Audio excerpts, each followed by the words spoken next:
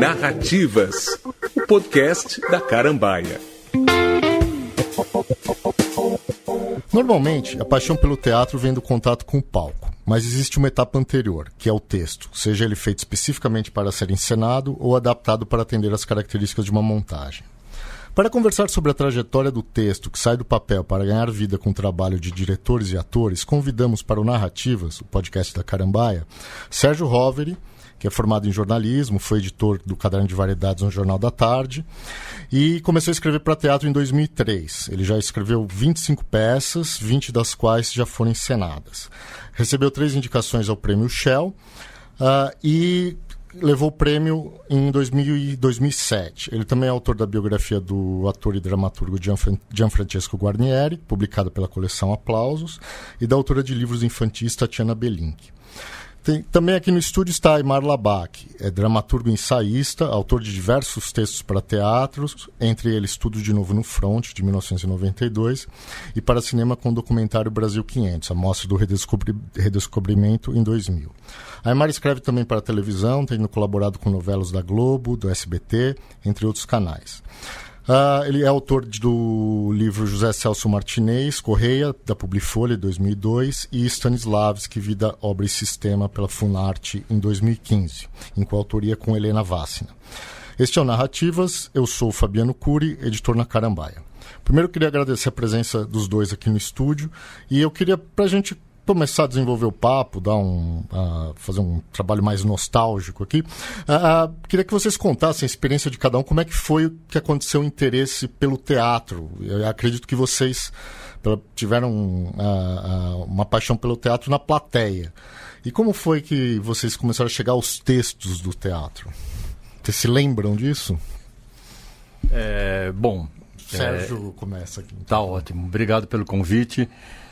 Na verdade, eu morei no interior grande parte da minha vida, né? Então, eu não posso falar aquele começo clássico, né? De muita gente fala assim, pô, eu fui com 6 anos ao teatro, vi aquilo. Não fui com 6. Fui bem mais tarde, porque realmente não tinha, né? E eu me lembro até hoje, assim, qual foi a primeira peça que eu vi, se é que se pode se chamar de peça, que tinha um programa da Globo, que era o Vila Sésamo, que tinha Armando Bogos, Araci Balabanian, Sônia Braga, e daí eles começaram a excursionar, o programa fazia muito sucesso, tal, eles começaram a excursionar e para fazer em palco alguns quadros do Vila Sésamo. Então foi a primeira vez que eu vi atores, né, atuando, tal, eu já devia ter uns 11, 12 anos, tal. E gostei. E também confesso que não tive essa revelação. Puxa, é isso que eu quero fazer. O meu processo foi muito lento mesmo, né? Daí eu fui estudar jornalismo e fui trabalhar no Jornal da Tarde, na editoria de variedades. Trabalhei muitos anos na editoria de variedades. E eu tinha uma ligação muito mais forte com o cinema, né? Com o cinema, com a televisão e tal. A partir do meu ingresso no jornalismo que eu comecei a ter uma aproximação maior com o teatro. E teve a ver com o fato de vir morar em São Paulo, né? Então a oferta também ficou muito maior. E daí eu comecei a pensar nessa possibilidade. Eu vi que o teatro realmente estava se tornando, num primeiro momento, um campo de interesse, né? E tanto é que, assim, quando eu resolvi fazer o primeiro curso de ficção, vamos chamar dessa maneira. Eu fui fazer um curso de roteiro, de cinema, e saquei que não era bem aquilo, não. Gostei de fazer, mas eu saquei que, né? Daí, quando eu fui fazer meu primeiro curso de dramaturgia, eu senti que tinha uma proximidade muito maior, que tinha uma afetividade ali em jogo, né? E eu acho que contribuiu muito para isso também, os anos que e foram vários anos que eu trabalhei ao lado do Alberto Guzik, que foi um grande crítico, escritor, amigo meu, grande amigo do Aymar. Então, eu me senti muito privilegiado, porque, assim, eu posso dizer que eu li várias críticas do Guzik em primeira mão, né? Às vezes ele terminava, eu trabalhava na edição, tinha que editar o material dele, então ele acabava de escrever e me mandava a crítica, e era uma experiência muito interessante, porque assim, como a gente era amigo também, além de colega de trabalho e tal, várias daquelas críticas a gente tinha visto o espetáculo na noite anterior ou 2 dias antes. E eu lia e falava assim, caramba, não é possível que ele tenha visto que onde eu estava naquela hora, porque eu não percebi, não, né? Então, eu acho que, na verdade, eu acho que talvez tenha sido minha grande escola, sabe? A maneira de abrir os meus olhos para uma coisa, tipo assim... acredito eu, né, que eu via o teatro, até hoje eu vejo muito como público, né? Então tem algumas coisas que, como público, eu acho que é difícil você detectar. Não sei se o Aimar vai concordar comigo, mas, por exemplo, para um público, você localizar o trabalho da direção, né? O que foi um trabalho de direção ali, né? O que foi um trabalho de visagismo e tal. Então todos esses detalhes, que não são detalhes, né? Todos esses componentes que acabam constituindo um espetáculo, eu acho que aprendi dessa maneira com o Guzik, né? Que me abriu os olhos para um fazer teatral que ia além da minha percepção como público. E eu acho que aí começou. Tá. Antes de só passar para o Aimar, eu queria só contextualizar para quem não sabe quem foi Alberto Guzik. Acho que tem alguns ouvintes mais jovens. Ele foi um grande crítico de teatro no Jornal da Tarde durante muito tempo. Quanto tempo ele ficou lá? Acho que uns 16 anos, eu acho. E ele escrevia críticas maravilhosas, mesmo para quem não era um grande conhecedor de teatro. Era muito bom ler as críticas dele, porque ele conseguia escrever de uma forma extremamente acessível para qualquer um. E ele era extremamente respeitado por diretores, atores, todo mundo do meio teatral. E nunca escrevia críticas para agradar ninguém, mas ele era respeitado exatamente por isso. Então acho que é importante assim para quem não conhece. E aí, mas você teve foi mais tardio o seu contato ou não? Mas se você me permite, eu vou claro. só complementar o perfil do Alberto, porque ele também teve um segundo momento na sua vida em que ele foi para a criação e foi com tudo. Escreveu 2 romances ótimos, escreveu peças de teatro, foi ator com sátiros, dirigiu. E, na verdade, desde a origem ele estava ligado à criação, porque ele fez EAD, né? Sim, fez. E antes de fazer EAD, ele foi atorzinho mirim com a Tatiana Belink e o Júlio Gouveia. Fez Peter Pan. Peter Pan. Então é bom a gente lembrar que o Alberto é um grande exemplo de que um crítico também, muitas vezes, não é só um artista frustrado. É um artista que encontra na crítica uma forma também de interlocução. E o Alberto do Guzik é um grande exemplo disso. E o Aimar fez um trabalho maravilhoso recentemente, que foi a edição do blog, né? O Alberto Guzik virou um blogueiro assíduo, né? Ele tinha uma produção no blog assustadora, às vezes de 3 entradas por dia, e o Aimar, durante um tempo, ajudou... Durante uns 2, 3 anos, a gente... A escola SP, Escola de Teatro, voltou a publicar o blog como se fosse um blog diário, entrando diariamente. E eu ia fazendo notas de rodapé para contextualizar as referências dele. Foi maravilhoso. E novamente ele me ensinou, porque ao fazer aquilo também aprendi muita coisa. Sim. Respondendo a tua pergunta, eu nasci no Bexiga, ao lado do Teatro Oficina. Eu aprendi a ler com 3 anos de idade e desde pequenininho eu sabia que eu queria ser escritor. Era isso que eu queria fazer na vida. Aos 12 eu descobri que dá para fazer isso em teatro. Eu fui ao teatro a primeira vez aos 12 anos e nunca mais deixei de ir. E eu descobri que ali era o lugar onde eu conseguiria desenvolver aquilo que me parecia natural. Mas que de natural só tem um impulso, né? Porque, na verdade, é trabalho de sapateiro. O nosso trabalho de escrita é muito mais um trabalho braçal do que trabalho intelectual. É óbvio que você tem que ter uma formação intelectual, saber as técnicas, mas a rigor é um trabalho que te pede um grande esforço físico, cotidiano e constante. Fui estudar Direito no Lago de São Francisco, mas logo no 2º ano já estava fazendo cinema para ganhar dinheiro e poder estudar teatro ao mesmo tempo. Acabei virando assistente de direção, acabei virando iluminador, ganhei uma PCA em 86 de iluminador de teatro adulto. E estava com a minha carreira direcionada para isso, quando, por absoluta necessidade econômica, financeira, virei crítico de teatro da Folha de São Paulo.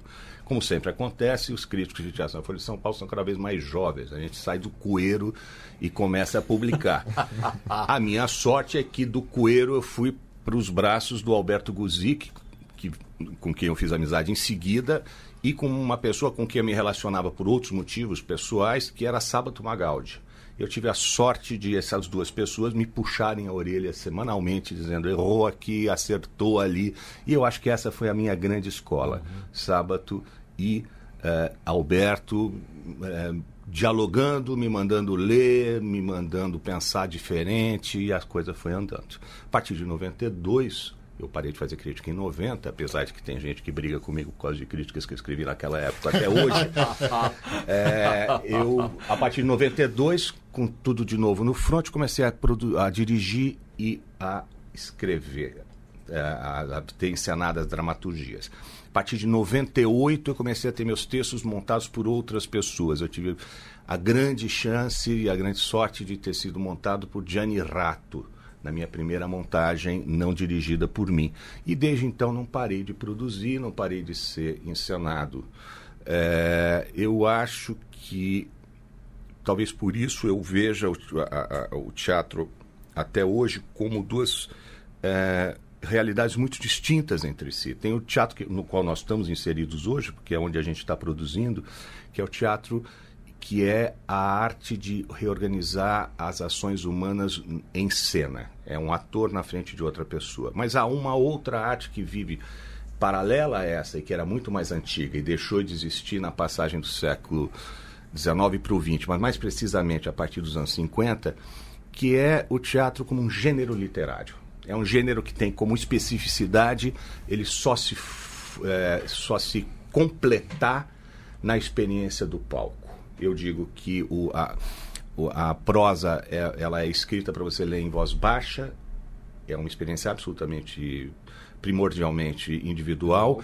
A poesia ela só se completa quando você a lê em voz alta, ela precisa da voz, que me perdoem os poetas concretos, mas não por acaso o melhor filho dos poetas concretos foi fazer canção, que é o Arnaldo Antunes, é porque realmente a voz faz falta para a poesia. E o teatro é aquela escrita que tem por vocação ser encarnada por um ator e ser recebida por um espectador ao vivo, em corpo. Não existe teatro transmitido pela televisão, pela internet. Isso é outra arte que tem um grande interesse, um grande caminho para ser percorrido, mas não é teatro. Teatro é uma pessoa, uma palavra e outra pessoa ali. É que eu queria colocar. Lá na Carambaia a gente lançou alguns autores, já algumas peças de teatro. Já lançamos João do Rio, Bulgakov, Ibsen, Pirandello. E o que eu ouço normalmente dos editores é: você tá louco de lançar isso. Ninguém lê teatro. E assim, da nossa experiência, não é nenhuma maravilha, mas para um nicho ali consegue se vender textos teatrais. Vocês, pela experiência, identificam um público leitor do texto? A gente não tá, depois a gente vai falar um pouco mais de montagem, mas o leitor do teatro, ou é algo apenas para quem trabalha com isso? É uma coisa muito fechada? Olha, qualquer lugar qualquer cidade que eu visite, qualquer lugar que eu vá e que eu entre e tenha a chance de entrar numa livraria ou num sebo, eu tenho uma curiosidade muito grande de ver o tamanho da estante dedicada à publicação de teatro. E normalmente é assustador, né? Normalmente, assim, é assustador porque, assim, é muito reduzido, né? Agora estou falando mais no caso do Brasil, né? Eu acho assim, se você entrar numa livraria da França, ou mesmo numa livraria de Buenos Aires, tal, você vê, citando dois países assim, aleatórios, né? Mas você vê uma seção mais generosa, né? Eu me lembro, né, logo que a FENAC abriu ali em Pinheiros, tal, e daí eu falei, pô, FENAC, capital francês, deve ter, né, alguma coisa lá, tal, e eu me lembro que eu fui ver o que é que tinha de dramaturgia brasileira. No dia que eu entrei, tinha Plínio Marcos, Nelson Rodrigues, Ariano Suassuna e tinha mais alguém, era Maria Adelaide Amaral. Eram 4 autores. Assim, 4 autores. O Nelson tinha um pouco mais, 3 ou 4 obras do Plínio. E daí eu falei assim, puxa vida, é muito pequeno, né? É muito... esse espaço da literatura dramática, né, do teatro, nas livrarias, é muito pequeno. Daí eu mantive essa curiosidade, comecei a ver sebo também, né, e também sempre muito pequeno. Eu tenho a impressão, não sei se eu estou sendo otimista, mas eu acho que esse quadro melhorou um pouco, né? Eu tenho visto muita dramaturgia brasileira contemporânea sendo editada, né? E agora, eu não saberia dizer o quanto isso representa em termos editoriais mesmo, assim, sabe? O quanto isso, qual é a fatia que a literatura dramática representa no mercado. Eu diria que é muito, assim, pela experiência que é pequeno. Que é pequeno. Né? Porque, assim, as grandes editoras, ninguém publica. Você tem algumas editoras que têm... publicam algumas obras, aqueles autores, principalmente autores internacionais mais conhecidos, mas é pouca coisa. Na verdade, nós temos 2 editoras que têm feito bastante coisa, que é a Cobodó e a Giostre. São 2 que têm se voltado para isso. Sim. Agora, gente, vamos falar a verdade. Ninguém vai ver teatro, por que leriam? Essa é a questão. Então, exatamente. Na verdade, você citou a França, a Argentina, a Inglaterra, e eu concordo com tudo que você falou. Agora, na França, na Inglaterra, na Alemanha, o menino, na adolescência, ele tem contato com a dramaturgia da sua língua na aula da sua língua. Sim. Eu sou contra a aulinha de artes. Eu acho que isso... eu sou a favor de... A dramaturgia tem que ser ensinada na aula de português. Com certeza. Assim como o menino aprende que para ler poesia tem que ler de tal jeito, e aí quando ele fica adolescente ele começa a cometer aqueles crimes verbais, ele sabe a diferença daquilo para a prosa. Se ele estivesse lido na sala de aula com o professor de português, não importa que autor, ele saberia como se apropriar daquele material. Sim. E provavelmente seria um espectador de teatro também. Provavelmente. Aí já é outra conversa. Então, eu acho que nesse momento, concordo com você, esse quadro melhorou bastante, mas ele melhorou bastante dentro da crise do mercado editorial e dentro da crise do teatro, que tem 2.500 anos, mas tende a piorar, né? Então, enquanto a gente não atacar isso do ponto de vista da educação, não tem saída. Mas, Aymar, pegando isso que você falou aí, dessa formação do público, ainda que seja extremamente deficiente essa formação do aluno para uma leitura de um texto teatral, se a gente for pensar, de maneira geral, principalmente nas grandes cidades, as crianças normalmente têm algum contato com teatro em escola, nem que seja uma coisa muito superficial, mas tem alguma coisa. Existe uma agenda de peças infantis razoável nas grandes cidades, e a criança normalmente tem um contato ali com o teatro. Só que em algum momento essa relação, por menor que seja, ela desaparece. O que acontece, assim, quando que o teatro se torna algo... Eu te diria que na base está que essa experiência das crianças, e estamos falando de crianças de classe média, brancas, de uma certa região da cidade. Nós não estamos falando das crianças brasileiras em geral. Mas mesmo essas crianças, elas têm um contato eventual. E a única maneira de você formar um consumidor de cultura, para não dizer um agente cultural e um leitor, basicamente, não precisa escrever, se ele for um leitor e já é um agente cultural, é permitindo a ele o contato cotidiano e não só de acesso aos bens culturais, que aliás está na nossa falecida Constituição de 88, como também a possibilidade de uma reflexão adequada ao seu nível de compreensão sobre aquilo que ele vê. Não adianta botar os meninos num ônibus, dar um lanchinho, dar umas palmadas para se comportar enquanto está a peça e depois volta para casa. Sim. Aí, e novamente, quer dizer, como eu não sou candidato a prefeito, eu posso dizer, eu sou contra, por exemplo, virada cultural.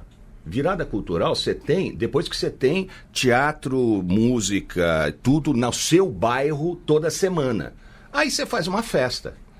Agora, você fazer a virada cultural e não ter o consumo assegurado de cultura para as pessoas em todos os lugares, é fazer a festa, é comer o bolo antes da festa. Ou fazer a festa antes de ter o arroz com feijão. Nesse sentido, é que essa experiência a que você se refere não é formadora.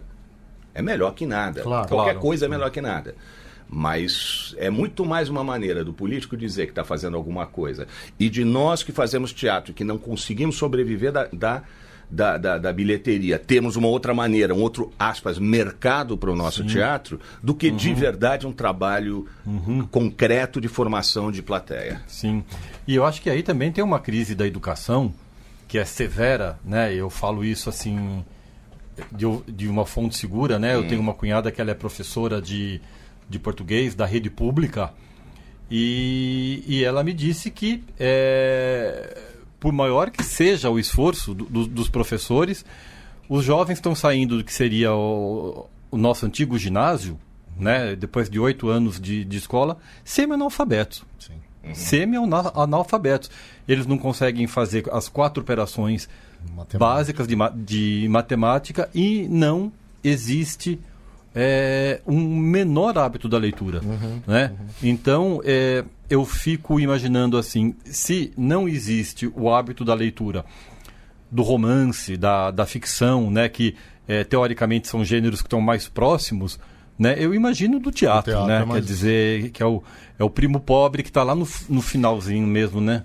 Mas aí é uma coisa que é uma pergunta que eu sempre coloco aqui em quase todos os assuntos e que eu acho que é interessante a gente colocar, que eu não vejo em qualquer jovem, mesmo esse jovem que tem problemas de formação muito graves, um desinteresse pela narrativa. Não. Ele gosta. Eu não acho que existe. Ele vai ver, ele vai ao cinema muitas vezes para ver alguma coisa, ou ver na TV ou no computador, seja lá onde for. Ele tem interesse por outras formas narrativas, um videogame, ou seja lá o que for. Os joguinhos de celular tem uma narrativa, né? Tem personagens, cada vez mais complexo. Sim.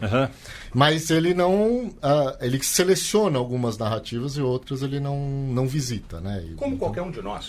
Sim. Como qualquer um de nós.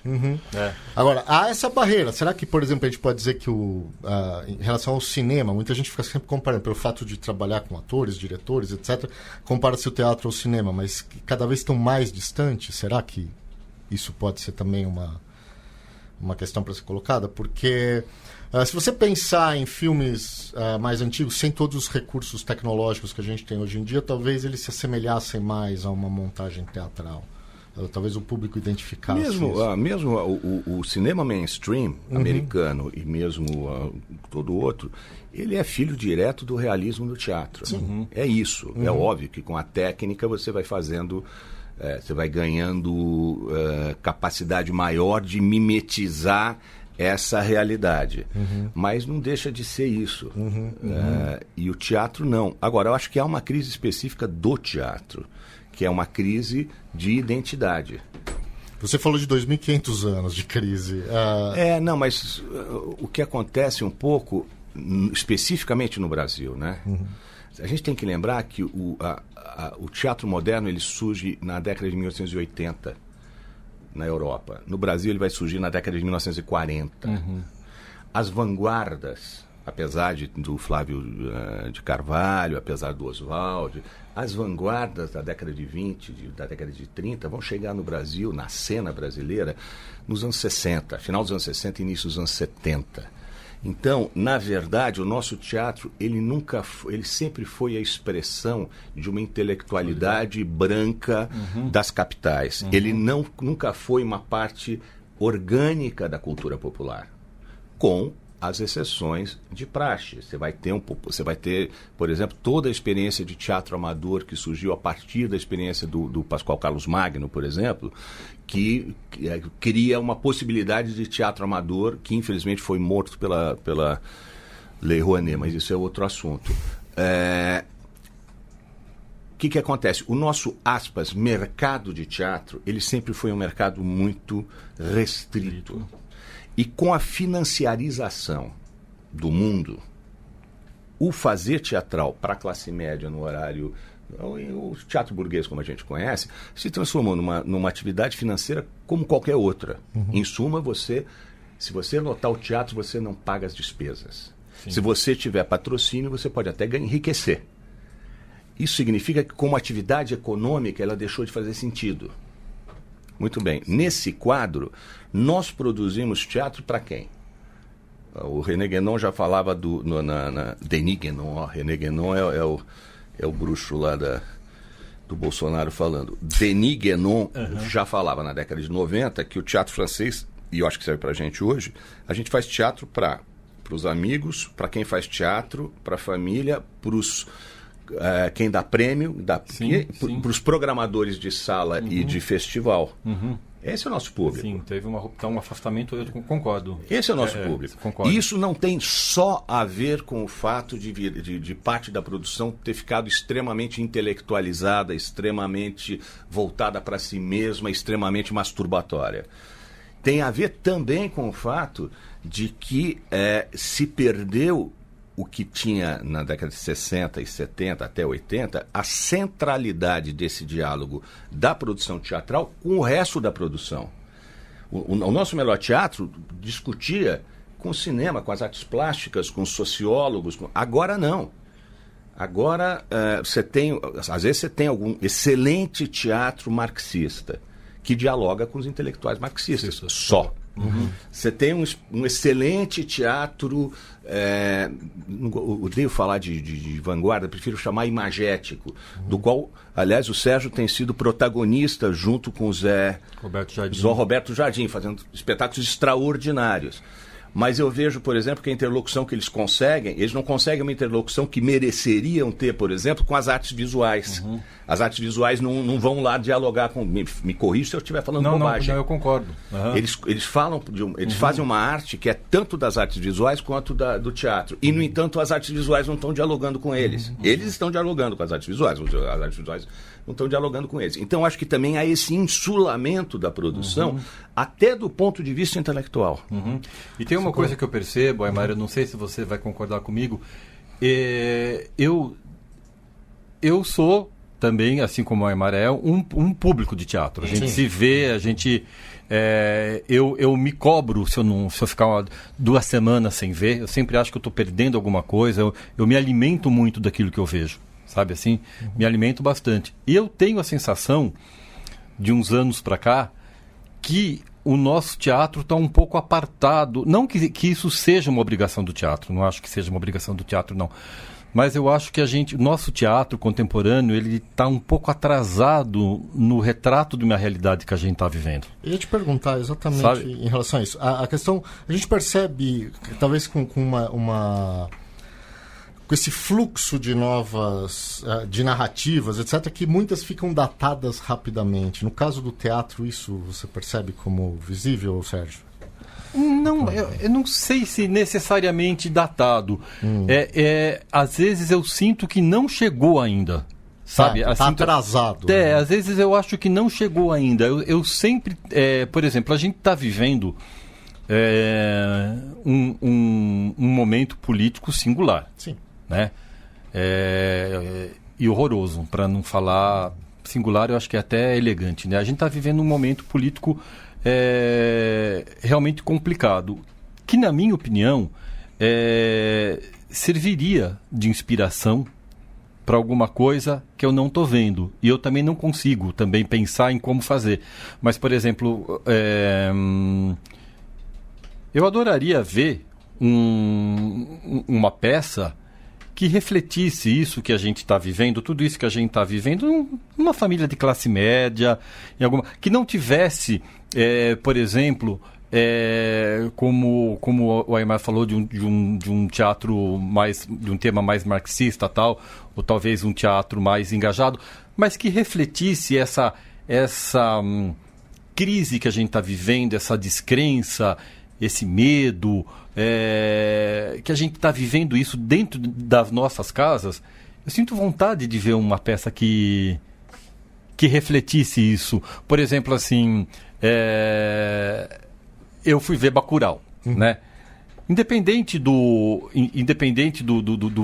mérito do filme, ou de ter gostado ou não, eu acho que o filme, naqueles momentos finais, ele produz uma catarse, na minha opinião, né? Que você fala assim, poxa, eu gostaria de um dia da minha vida morar nesse lugar, sabe assim? Então, às vezes, de verdade, eu não tinha pensado nisso que eu estou falando agora. Estou elaborando esse raciocínio agora e talvez tenha um monte de falhas, né? Mas eu tenho a impressão que o teatro está um pouco atrasado como termômetro desses tempos que a gente está vivendo. I beg to differ. Você me desculpa, mas eu não concordo. Por quê? Há sinais, há obras. Alexandre Dalfarra tem uma trilogia falando... Do PT? Falando do PT. Do ponto de vista da linguagem, agora vem os nomes, eu vou esquecer todos, você vai me ajudar. Tá. O pessoal do hip hop. A Cláudia Shapira, do Núcleo Bartolomeu. Que a gente tinha até pensado em chamá-la. Faz uma dramaturgia que é uma dramaturgia hip-hop, sobre a qual, aliás, elas já fizeram até uma reflexão, que é a tese da Roberta Estrela Dalva, que é um livro muito interessante, que ela reflete sobre essa dramaturgia, que é uma dramaturgia colada nessa realidade e que, se consegue ou não, são outros 500, mas que estão tentando refletir colados na realidade.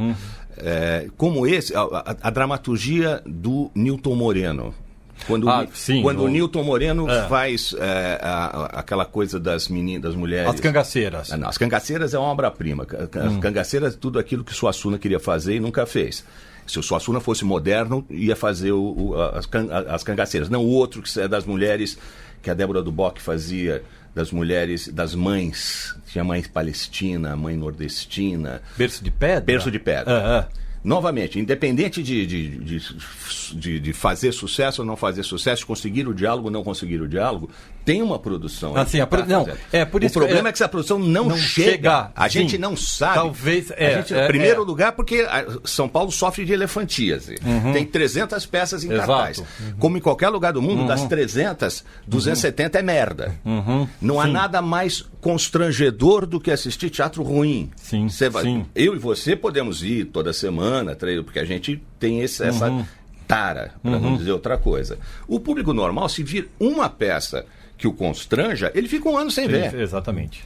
E a outra coisa é como saber o que é profissional, o que é amador, o que é experimental, o que é comercial, o que está querendo conversar com a realidade, o que está simplesmente querendo contar uma historinha. Nenhum deles é melhor do que o outro, mas cada um deles talvez peça um tipo de público diferente, num estágio diferente, num espaço diferente. Nós vivemos um caos que não é de hoje. Esse caos vem dos anos 90. Essa confusão não é óbvio que é piorada pela crise que nós estamos vivendo. Sim. Mas é uma crise, essa sim, específica do teatro brasileiro dos anos 90 para cá. Desculpa, eu te atropelei. Não, mas eu concordo. Eu concordo. Eu acho que talvez o que eu quisesse dizer é que, por exemplo, essa peça do Nilton, eu acho que pelo fato dela ter ficado em cartaz no SESI, ela quebrou esse nicho, né? E realmente foi. Né? As cangaceiras. Mas as outras que a gente citou aqui, embora todas tenham sido sucesso de público, né? Mas eu acho que a gente ainda está falando com aqueles 5 públicos que o Aimar falou. Jurado, família, amigos, classe. Né? Agora também isso não é culpa do artista, né? Quer dizer... Não só. Acho que é um sistema que leva a isso. E eu queria, mudando um pouquinho, falar um pouco do texto, mais da adaptação. A gente, evidentemente, tem as obras que já foram concebidas para o teatro, mas eu queria que vocês falassem um pouco como é que muda quando você pega, por exemplo, uma prosa e transforma isso numa peça teatral. Eu estou querendo tentar explicar assim, para um público que não conhece muito essas estruturas do texto, o que muda quando você passa no tempo, no espaço, na ação, quando você pega uma peça que foi concebida para prosa e transforma ela em algo de palco. O que você salientaria, por exemplo, como algo mais relevante das mudanças, Sérgio? Você pode ter uma ação longa, normalmente é uma coisa mais breve. Como é que... Eu acho difícil a gente falar isso como uma regra constituída, né? Eu acho que cada trabalho acaba tendo uma especificidade, né? Eu já trabalhei com algumas adaptações e começa de uma coisa simples, por exemplo, assim, de você ter ou não os direitos da adaptação. Já é uma coisa simples, mas que ao mesmo tempo vai conduzir, né? Vai conduzir o seu trabalho, né? Se é uma obra de domínio público, por exemplo, assim, a primeira vez que eu trabalhei com adaptação foi com os Sátiros, e eles me chamaram para adaptar um livro do Gilberto Dimenstein chamado Cidadão de Papel, né? Para um teatro juvenil, né? Que seria a peça iria percorrer todos os céus, as unidades dos céus na capital, tal. Então ali, quer dizer, o Dimenstein, ele deu o livro, né? Ele deu o livro para a gente adaptar. Eu poderia usar qualquer coisa na íntegra, ou trechos ou pedaços, né? Então isso já é uma coisa é uma coisa que determina que tipo de abordagem, de que maneira, né? Você pode se aproximar do livro. E depois eu tive uma outra experiência num outro extremo, né? Que foi um trabalho que eu fiz com o Grupo Folias, dirigido pelo Marco Antônio Rodrigues, que foi uma peça chamada Solidão, que tinha uma inspiração nos 100 Anos de Solidão, do Gabriel Garcia Marques, né? Que a gente não tinha os direitos, como ninguém acha que tem, pelo menos até a última vez que a gente pesquisou, eu acho que era um dos poucos livros dele que ele não tinha cedido os direitos. Se eu não me engano, agora vai rolar uma adaptação na Netflix, que o filho dele vai dirigir, né? E então ele tem os direitos. Então, só, por exemplo, assim, de uma maneira geral, tendo ou não os direitos, eu acho assim, você não vai conseguir levar o livro para o palco da maneira como ele foi escrito. Não existe a mínima condição, né? Como você não levaria para o cinema, né? Então eu acho que o que fica, eu acho assim que você trabalha realmente como uma inspiração, você trabalha com um norte, uma luz, sabe assim? Você tem mais ou menos não, você sabe o espetáculo que você quer fazer, ou pelo menos em algum momento, às vezes depois da estreia você descobriu que não era aquilo, mas enfim, a gente tenta de novo no ano seguinte, mas então eu acho assim, que você tem um norte, que você tem uma ideia, por exemplo, no 100 Anos de Solidão, essa adaptação que a gente foi fazer, o que a gente podia usar? Era uma Colômbia, né? Mas uma Colômbia muito estilizada, uma Colômbia que podia ser o Brasil, e foi em alguns momentos, né? Então um certo realismo, um certo surrealismo, né? Uma certa liberdade que cachorros podem falar e formigas podem falar, um realismo fantástico. Estava me fugindo do tema. E então você tem algumas pistas, né? Alguns dados que o autor lança e você vai usar, ou melhor, se inspirar, né, naquilo para construir uma outra história que talvez remeta, que faça uma remissão mais direta ao livro, ou talvez nem tanto, né? Mas para mim, às vezes em que eu me vi trabalhando com a literatura, quando a matéria-prima vem do livro, sempre teve uma coisa assim, eu leio o livro, às vezes 1, 2, ou até 3 vezes, se for o caso, já cheguei a ler 3 vezes e tal. E daí isso a minha maneira de trabalhar, né? Daí eu deixo ele de lado e vou trabalhar com aquilo que sobrou na minha cabeça, sabe assim? É uma edição que você vai fazendo enquanto dorme, enquanto anda, enquanto, sabe assim e tal. E daí eu já não fico mais, eu tento me libertar um pouco, né? Eu trabalho, daí eu acho assim, eu trabalho com aquilo que eu fiquei impregnado. Certo. E não como se fosse uma pesquisa acadêmica, sabe? E para você, Aimar, assim, como é que... Eu concordo que não existe adaptação. Eu não acredito em adaptação. O que eu acredito é em trabalhos inspirados em. Sim. Porque a adaptação significaria você fazer uma transposição de linguagem dos mesmos elementos. E isso é praticamente impossível, para não dizer inútil. Né? A minha experiência é muito mais de trabalhar biografias do que livros. Eu tenho uma biografia da Marlene Dietrich, que vai voltar ao cartaz agora de 18. Estou com uma viajando que é... Com a Silvia mesmo? Com a Silvia Bandeira, a mesma montagem. Ótimo.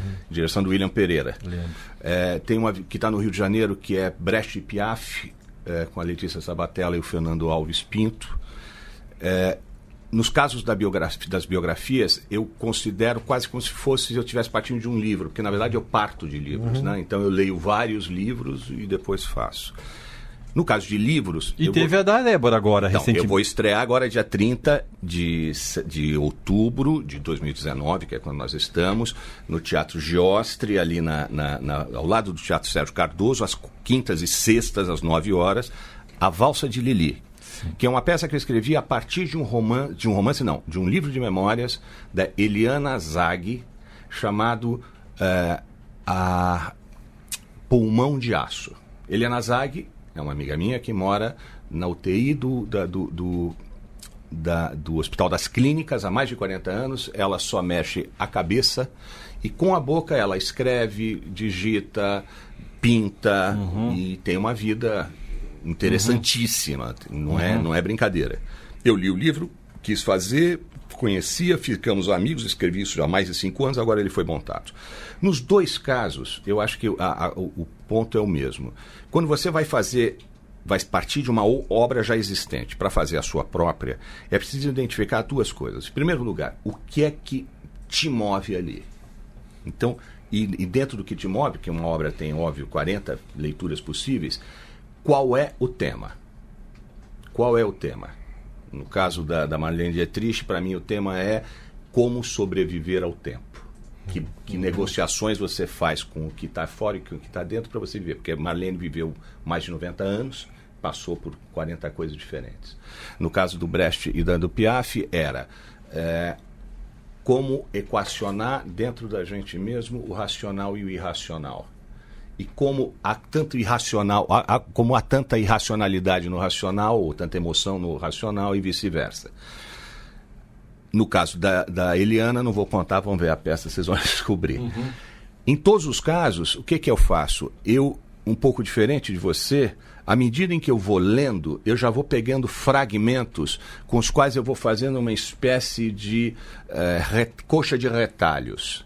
Quando eu termino a leitura, eu olho para aquela coxa de retalhos. É que, às vezes, por exemplo, no caso do Brecht e Piaf, A Vida em Vermelho, eu fiquei 2 anos e meio lendo. Então não é uma coisa de um dia para o outro.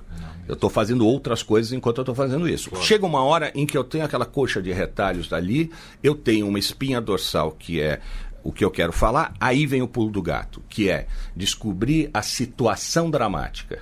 Porque aí eu, e você, eu acho que é do meu time também, nós somos dinossauros, nós ainda trabalhamos com a ideia de uma situação dramática. Há uma coisa específica para o palco que é o dramático, aí, com todo o respeito a todo o teatro não dramático, mas não é ali que eu me manejo com mais facilidade.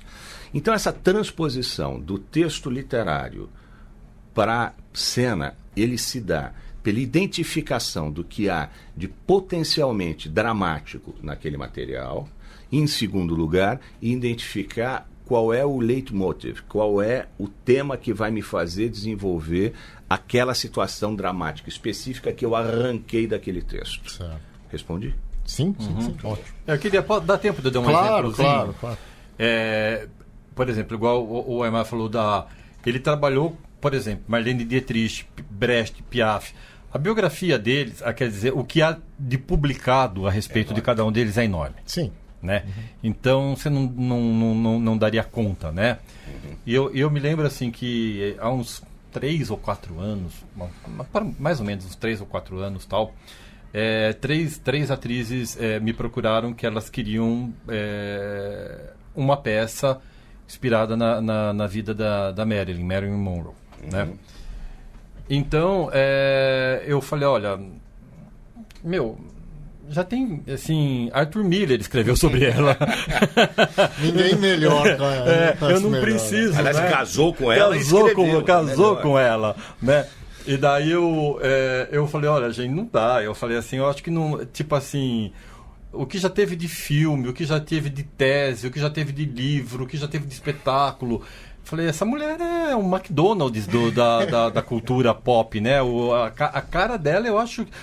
Aquela foto do vestido é igual o M do McDonald's. Você reconhece em qualquer lugar do mundo, né? Então eu falei, olha, eu realmente não tenho... prefiro não fazer, porque eu não sei o que fazer, de que maneira abordar isso e tal, né? Então eu tinha falado que não ia fazer. Realmente é uma das peças que o Zé Roberto Jardim dirigiu e tal. Mas o Zé Roberto queria fazer, né? Então, teve um dia que teve uma reunião lá na minha casa e tal. E essas 3 atrizes estavam lá. E era o dia que eu ia me despedir do projeto, né? Chamei assim, comprei até um bolo para não ser muito antipático, né? E uma delas, uma das meninas, fazia aniversário, né? E uma outra tinha acabado de voltar dos Estados Unidos e trouxe de presente para ela um livro de fotos da Marilyn, né? Uma edição lindíssima, assim, cartas, era assim, umas coisas que você dobrava, desdobrava, enfim. Daí, enquanto eles ficaram ali, eles ficaram conversando, o Zé Roberto Jardim e essas 3 atrizes ficaram conversando, como é que seria o projeto sem uma dramaturgia, quer dizer, sem a minha dramaturgia e tal, né? Eu comecei a ler aquele livro, né? Comecei a ver o livro de fotos e tal. E era o álbum, podia ser o nosso álbum, né? Ela na praia, ela do lado da linha do trem, ela com as priminhas brincando, a Marilyn, né? A Norma Jean, antes de ser a Marilyn e tal, né? E eu folheando aquilo lá, ela na adolescência e não sei o quê, e eu, sabe assim, tipo assim, de repente você vira uma página e era a Marilyn. Você fala, caramba, cadê aquela menina? Cadê aquela menina? Você vira. E daí eu fui virando o livro, eu li até o final, né? E aquela menina não volta mais. Ela morre, aquela imagem da ruptura que ela criou, né? Daí eu falei assim, caramba, eu falei, isso é a famosa reinvenção, né? Tipo assim, ela adotou uma outra cara, uma outra cor de cabelo, um outro... Não que seja raro, né? Um outro nome, um outro tudo, né? Mas eu fiquei pensando muito nisso. Eu falei assim, ela não morreu, ao contrário do que acontece com a maioria, 99% da humanidade, ela não morreu a pessoa que ela nasceu, né? Então eu fiquei muito intrigado, né? E daí eu fiz uma peça que se passava numa noite que era um acerto de contas, assim, que era aquela anônima vindo cobrar da estrela, tipo assim, e o meu espaço, né? E eu, tipo assim, você me expulsou da tua casa, você me expulsou do teu corpo, né? E elas vão conversando tal, e é essa anônima que vai dando os comprimidinhos para Marilyn tomar e ter a overdose e tal.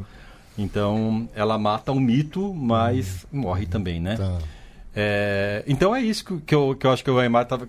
Também, assim, que situação, né? Que, tipo assim, que recorte a gente vai pegar, né?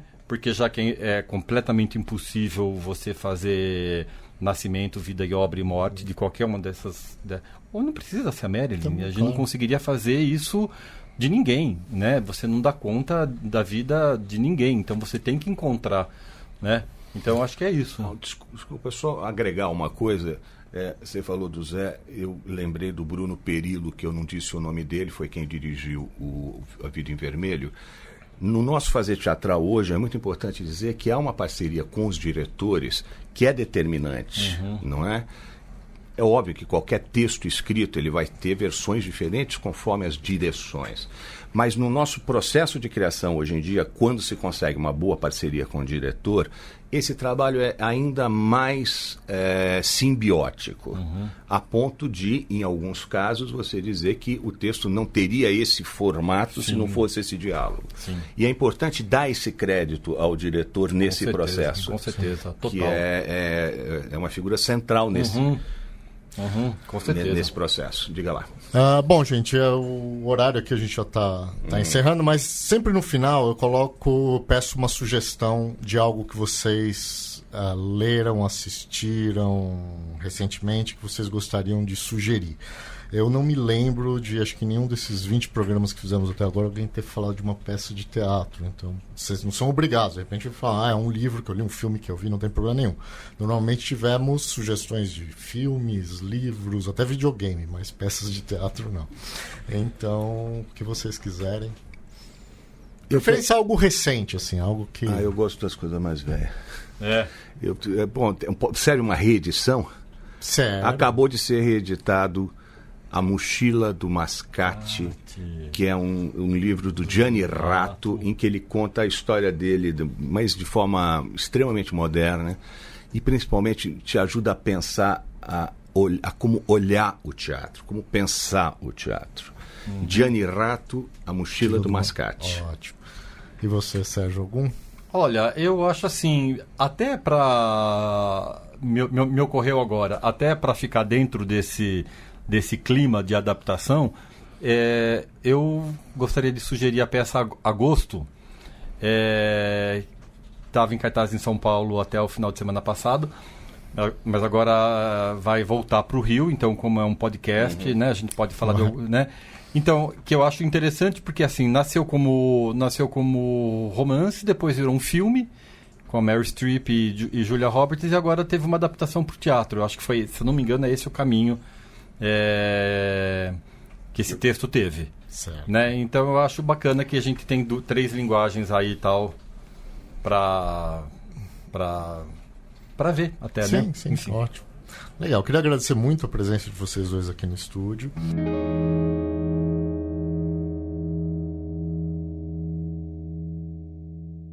E esse aqui foi o Narrativas, o podcast da Editora Carambaia, gravado no estúdio da Central 3 em São Paulo. Tem a produção de Clara Dias e edição de Leandro Yamin. A trilha sonora é composta e executada por Bruno Betting.